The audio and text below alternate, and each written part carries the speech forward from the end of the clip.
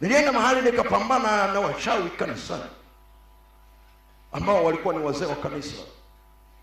Na niliposema kwamba wachawi hawataenda mbinguni, yule mchawi kiongozi akasimama akanitazama na hasira akatoka.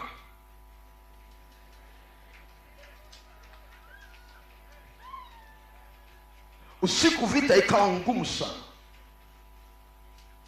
Ikawa ngumu sana, sio kidogo. Lakini niliona kitu cha ajabu sana.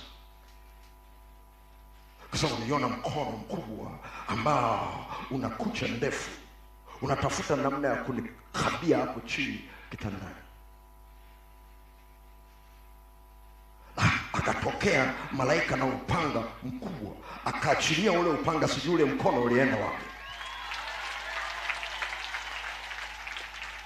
Wakati ninashangaa kuangalia, Yesu akaja akakaa kwenye kitanda, akasema fanya kazi yako. Alafu akadisappear akapotea. Nikatoka kwenye chumba changu nikaenda kwenye chumba cha rafiki yangu tuliokuwa naye, nikaambia lo, amka, ndio vimewaka hivi, Yesu amekuja mwenyewe.